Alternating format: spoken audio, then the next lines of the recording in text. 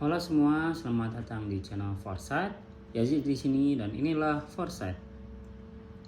Oke, sobat Foresight atau For Club. Di sini gua akan masuk ke episode TT ya, yaitu trending topik yang terjadi fenomena yang terjadi yang trending selama 2022. Ini gua referensinya dari salah satu media yang paling kredibel ya, CNN.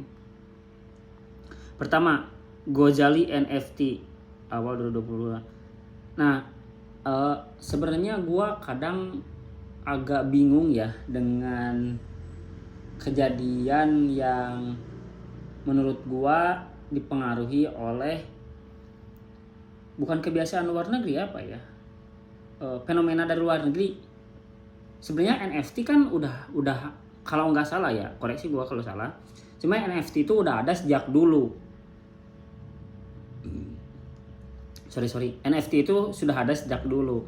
Tapi di Indonesia mungkin pada waktu itu Gozali menjelma menjadi trending topik untuk menghiasi media online di Indonesia. Karena terus terang NFT kan setahu gua ya, NFT itu butuh konsistensi, butuh stabilitas gitu. Kayak konsistensi itu agar potret yang dihasilkan oleh tiap foto atau fitur yang diambil itu benar-benar konsisten. Ya contohnya si Gozali ini, mungkin menurut gua banyak sekali fitur-fitur gambar-gambar yang memang bisa dikapitalisasi lah mungkin lah ya, lebih ke menghargai para seniman tentang apa itu sebuah karya. Akhirnya lahirlah kalau yang sempat digagas oleh Gubernur Jawa Barat Kang Emil, membuka aplikasi OpenSea lah dan lain sebagainya.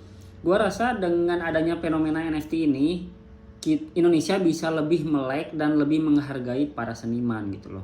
Soalnya setahu gua kayak copyright aja baru benar-benar digebrakan itu zaman Jokowi. Iya, namanya luar biasa banget sih, Presiden Jokowi ini luar biasa banget. Sebegitu menghargainya seorang seniman, sampai kan kalau ada direkam kalau nggak salah itu udah kena hak cipta gitu. Ya dengan lebih menghargai para seniman, mungkin akan lebih banyak karya yang dihasilkan. Oke, lanjut ke trending topik kedua, Rara Pawang Hujan. Gua nggak tahu ya kejadian metode pencegahan atau pawang hujan ini di dunia atau di barat atau di luar negeri itu ada, gua gak terlalu tahu. Cuman ketika eranya MotoGP di Mandalika dan lain sebagainya, ternyata hujan itu bisa direkayasa. Entah hujan yang direkayasa, maksud gua entah kemarau yang direkayasa menjadi hujan atau hujan yang direkayasa menjadi panas gitu. Kan itu ada metode-metodenya, mungkin orang-orang engineering lebih paham lah ya. Cuman yang perlu diketahui gini, dengan adanya metode rekayasa pawang hujan ini, kita bisa memberikan lebih peluang terhadap nilai ekonomi dari segi pertanian gitu. Dengan misalkan kemarau panjang nih atau daerah-daerah yang tidak hujan, kan dengan menggunakan rekayasa hujan ini, daerah-daerah itu bisa menghasilkan pertanian atau perkebunan yang baik gitu di masa yang mungkin kemarau dan lain sebagainya.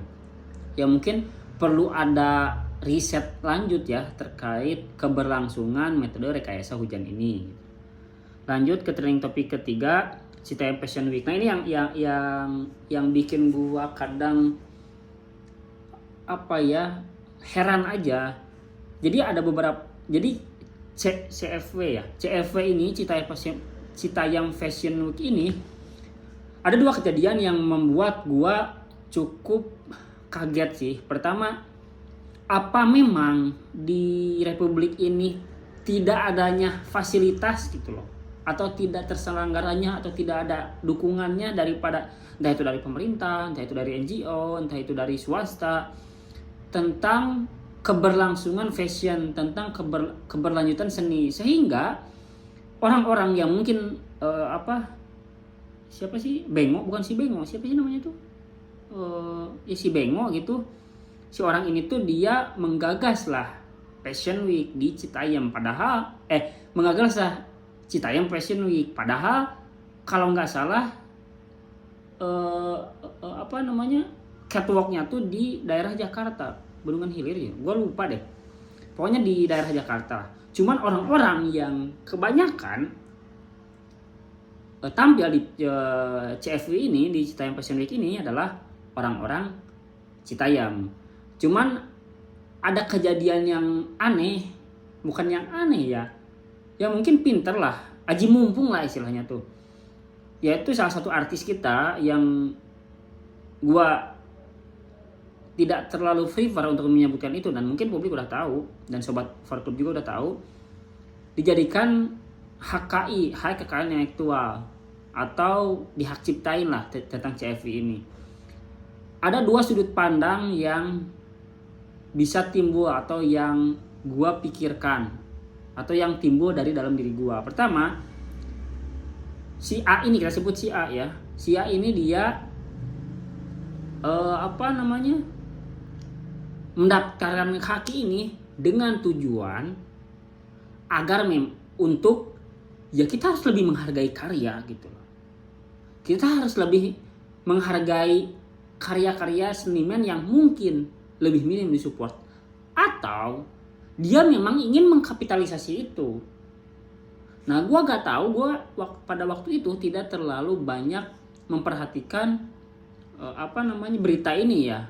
Cuman dari dua sudut pandang itu ya sebenarnya tuh buat si A ini, buat si artis ini bisa disebut aji mumpung, bisa, tapi bahwa kemudian bisa dikatakan sebagai bentuk untuk menghargai sebuah karya, ya bisa, ya tergantung lah ya si A ini atau si pelaku ini yang bisa memberikan keterangan lebih lanjut, apakah memang mau dikapitalisasi atau memang ya udah sih seadanya aja. Toh lambat laun juga si Bonge namanya. Nah, lambat laun juga karya-karya yang sensasional akan dilahirkan dari orang-orang yang emosional gitu loh. Dalam artian ya gue percaya tiap segmen itu memiliki rasa gitu loh. Termasuk seni. Gue bisa menggambar, tapi apakah gambar itu memiliki rasa? Nah, itu gue gak tahu.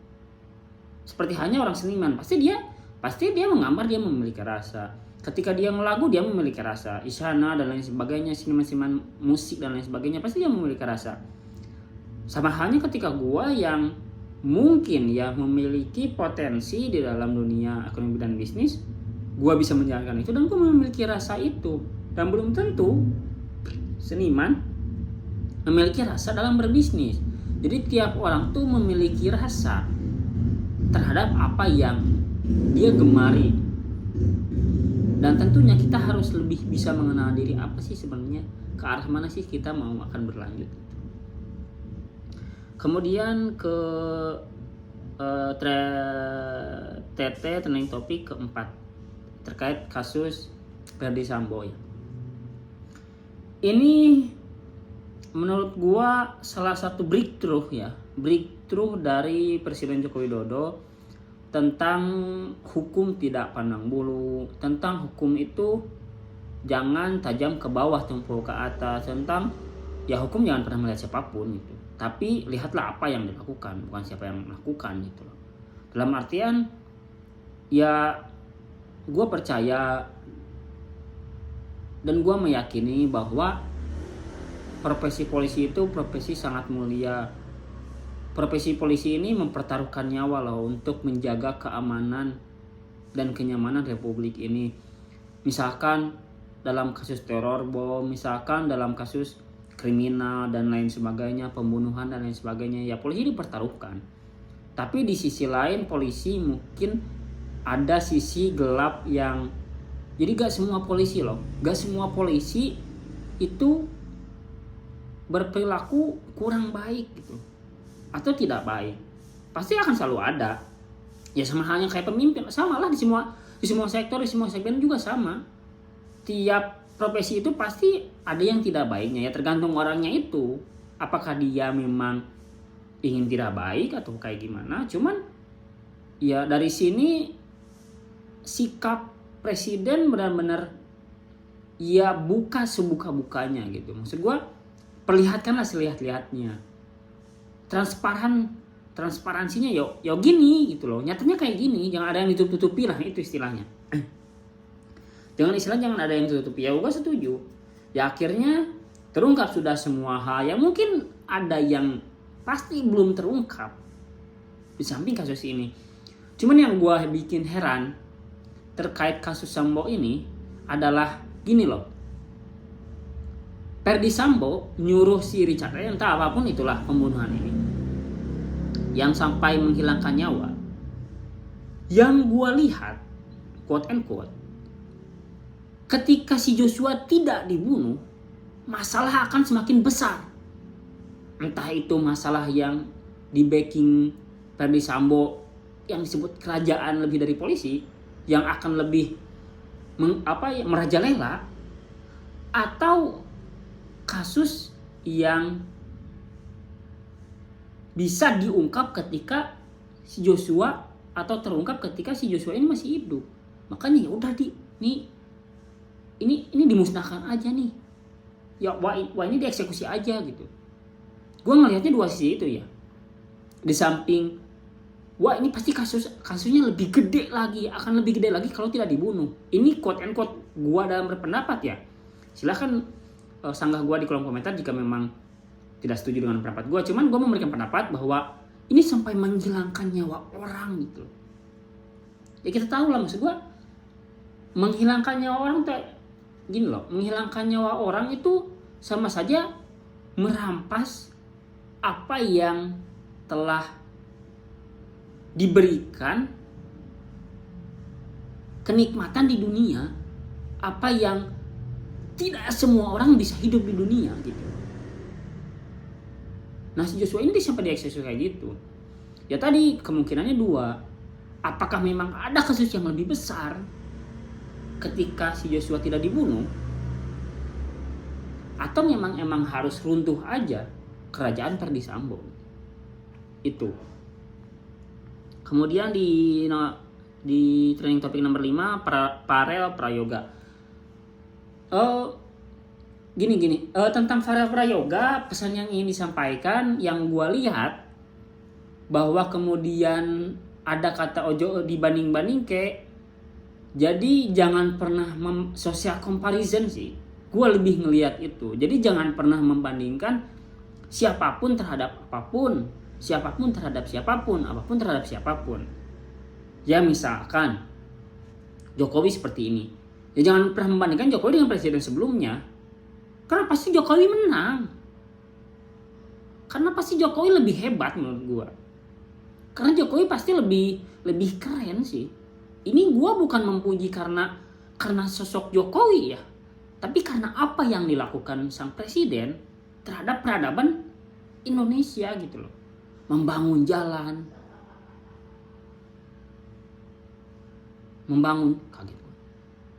membangun jalan. Ya ini transparansi tentang kasus Ferdy Sambo, keberanian seorang presiden terhadap kolonialisme, ekspor bauksita dan sebagainya, ekspor nikel, dan dia bantah itu. Padahal ini emang udah zaman merdeka, tapi dia lawan. Beliau datang ke perperangan geopolitik Ukraina dan Rusia, dan dia menasbihkan diri, kita harus berani gitu loh. Ya tentara dan ya maksud gua para pengaman itu ini sedang perang negara ini, ya itu tuasan ya emang betul. Ya memang kita harus seberani itu. Dan Presiden Jokowi the one and only yang bisa membuktikan keberanian itu dibanding presiden-presiden sebelumnya ya. Nah gue gak tahu nih cerita presiden sebelumnya. Oke, lanjut ke trending topik ke-6, pesulap merah. Ini gue gak terlalu paham sih dengan pesulap merah, cuman gue mau memberikan pendapat ini. Pesulap merah viral di media sosial dan menjadi perbincangan warganet usai membongkar rahasia kesaktian Gus Samsudin, praktisi ilmu spiritual atau kebatinan yang dipercaya bisa menyembuhkan berbagai penyakit. Jadi gini, gua tar ini masih nge-reload.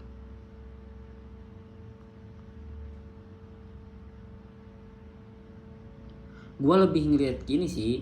Jadi ini mungkin tentang jualan aja sih. Ini tentang branding aja. Ini tentang personal branding aja.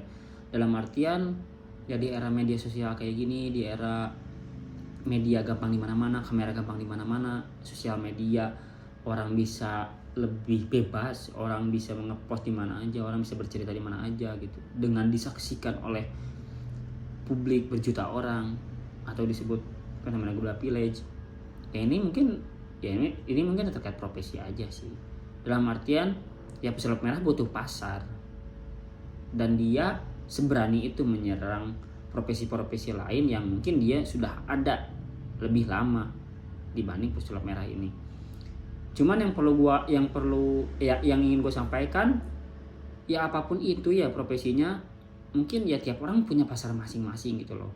Jadi jangan sampai ngerasa bahwa keberadaan ini, gue disclaimer dulu ya, gue nggak ngebela pesulap merah, enggak loh.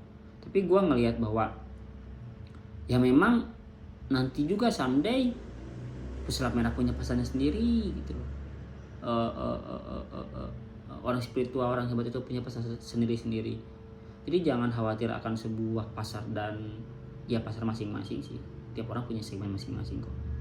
Oke, lanjut ke Bunda Korla. Ini gue nggak terlalu tahu ya Bunda Korla itu yang mana ya.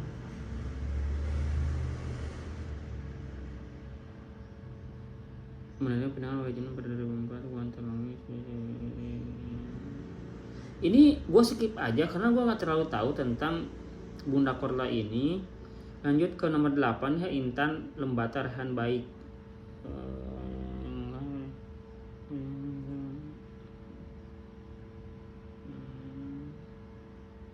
Ini gue gak terlalu tahu juga sih tentang Intan Lembata Rehan Baik, skip juga. Nah ini nih Dilan Cepmek nih. Gini tentang Dilan Cepmek ya. Gue nggak melihat dia alay, gue nggak melihat dia pansos, gue nggak melihat cara dia membawakan itu ya. Tapi gue melihat sebegitu berjuangnya dia untuk bisa bertahan hidup gitu. Sempat ada kan viral di media sosial tentang video sebegitu dia berusahanya untuk jualan gitu loh. Terus temennya lagi posting, temennya videoin dia lagi main TikTok, lagi live gitu. Terus dia bilang, bentar gue lagi jualan. Ya menurut gue ya itulah cara seseorang untuk bertahan hidup gitu. Ya sebegitu kerasnya lah, maksud gue sebegitu kerasnya perjuangan hidup gitu untuk sampai bertahan hidup. Nah dengan originalitas Dilan Cepmek, dengan gaya dia, dengan entah itu berkamuflase dengan Dilan yang sesungguhnya milih ya. Cuman gue apresiasi sih, ngebuat gue jadi candu juga dengan istilah kamu nanya, dan gue salut aja sih dengan Dilan Cepmek. Oke, lanjut ke ini nih trending topik ke-10, kebaya merah. Jadi gini, gue waktu itu penasaran dan tidak penasaran tentang kebaya merah ini. Dalam artian gue pengen nonton, tapi gue gak tahu linknya. Gue pengen minta, tapi ya begitulah. Jadi akhirnya gue cuman bisa lihat cuplikan yang oh ini gini, ya udah sih, ternyata nggak seseru itu ya menurut gue. Cuman gue nggak terlalu tahu juga kejadian kebaya merah ini. Cuman ya jelas gue pengen skip aja sih. Lanjut ke nomor 11 lato-lato. Ini kayaknya fenomena ini loh. Gue nggak tahu ya istilahnya kayak gimana. Cuman apa yang trending di masa lalu akan trending kembali gitu loh. Jadi kayak fashion lah. Dulu Cut Bright tahun berapa, terus akhirnya trending lagi nih. Terus baju baju jaket jeans viral lagi dengan dengan Dilan gitu loh. Nah ini salah satunya lato-lato atau istilah di Sundanya adalah nok-nok gitu. Trending topiknya gue nggak tahu percis ya faktor penyebab apa yang memunculkan lato-lato trending lagi. Cuman pertama gue ngerasa bahwa lato-lato itu memiliki dua sudut pandang menurut gue. Pertama, mengganggu orang, berisik. Kedua adalah cara melatih konsentrasi. Ya gue pernah main, tapi ternyata nggak semudah itu main lato-lato. Cuman dari gue ngerasa bahwa itu berisik aja sih. Lanjut ke nomor 13, naik Pajar Sad Boy. Setahu gue Pajar Sad Boy ini viral pertama kali kalau nggak salah di channelnya Deddy Cagur. Yang bikin gue heran apa ya? Ini salah satu keyakinan gue, dan gue percaya bahwa tiap peristiwa itu akan memberikan dampak terhadap kehidupan apapun itu, sedikit atau banyak, kecil atau besar, sakit atau baik atau buruk, sakit atau tidak sakit, sedih atau bahagia. Pajar Sad Boy yang mungkin diasosiasikan dengan kesedihan, ternyata akhirnya memberikan rezeki juga buat dia gitu. Akhirnya dia viral di mana-mana, dan mungkin itu adalah rezeki buat dia dari kesedihan di balik itu. Terlepas apapun itu yang terjadi selama Pajar hidup, ya itu kan jalan cerita hidup beliau. Maksud gua jangan cerita beliau lagi. Jangan cerita hidup dia gitu. Bahwa kemudian bisa menjadi karya, dia bisa menulis, dia bisa apapun itu. Orang nge-tweet ternyata hujan kenapa Pajar nangis nanti, ya bisa. Ya kejadian Pajar Sad Boy ini mungkin banyak lah ya. Banyak, cuman yang memang yang tersorot kamera itu Pajar Sad Boy. Yang 14 doang itu. Oh iya. Segitu saja video episode TT ini, trending topik. Terima kasih sudah menonton. Like jika Anda suka, dislike jika Anda tidak suka. Jangan lupa share, jangan lupa subscribe. Terima kasih sudah menonton. Selamat ketemu di video selanjutnya. Temukan keseruan di kolom komentar. Ya, jadi sini, dan inilah Forsyth. Dadah.